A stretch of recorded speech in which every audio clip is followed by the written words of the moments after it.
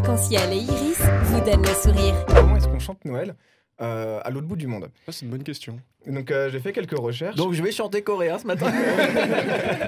Non, alors il y a rien en coréen dans les chansons que j'ai trouvées. Mais du coup, je vais commencer du coup pas trop loin de chez nous. Hein. On reste pour le moment en Europe avec quelque chose qui n'est ni catholique ni protestant, mais orthodoxe. Alors, avant d'aller plus loin, j'ai une question pour vous. À votre avis, vous associez quelle émotion aux musiques de Noël? Moi, typiquement, c'est du Tino Rossi là c'est vrai que c'est pas très nativité pour le, enfin, quoique.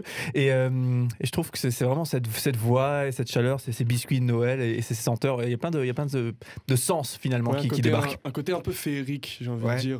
Ça magique. la nostalgie aussi, c'est ça. Oui. Je sais pas, moi j'imaginais souvent des trucs plutôt joyeux ou à la rigueur entraînants, parce que comme dans les chants de la nativité, il est souvent question d'aller à Bethléem pour aller adorer le petit Jésus. Il y a souvent un côté assez entraînant. Ça tombe bien, le morceau c'est tout sauf ça. C'est un... Alors, vous voyez l'image, c'est pas ça. Non, en fait, donc c'est un chant orthodoxe. Et les chants orthodoxes sont souvent très plaintifs, très mélancoliques. Et là, du coup, c'est un chant. Alors, j'ai pas trouvé le titre original en ukrainien. Donc, en anglais, ça donne In the Dark Night. Mais c'est chanté par des Ukrainiens, c'est très joli. Franchement, si jamais vous connaissez pas les chants orthodoxes de manière générale, c'est vraiment très beau. Mais j'avoue que j'étais un peu surpris de me dire ah, c'est un chant de Noël. D'accord. Ça plombe un peu l'ambiance, c'est ça? Non. En fait, c'est comme dit, c'est très solennel, quoi. C'est très solennel. Voilà, Okay. c'est ça. C'est très solennel. Ouais, mais pour assister une fois à un mariage orthodoxe, la cérémonie du mariage elle-même est très solennelle. Il y a beaucoup de rituels qui se passent. C'est très très intéressant et on est complètement déboussolé. Hein. C'est assez rigolo comme on perd totalement nos repères, qu'on a l'habitude de voir des mariages, comment ça se passe habituellement dans nos églises.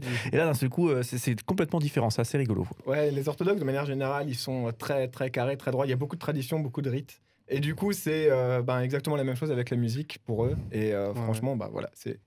Je propose d'écouter parce que c'est assez original, quoi. Ok, on va s'écouter ça tout de suite et juste après, on passera à la petite chronique de Cédric avec les albums à soutenir et la médiathèque protestante. À tout à l'heure.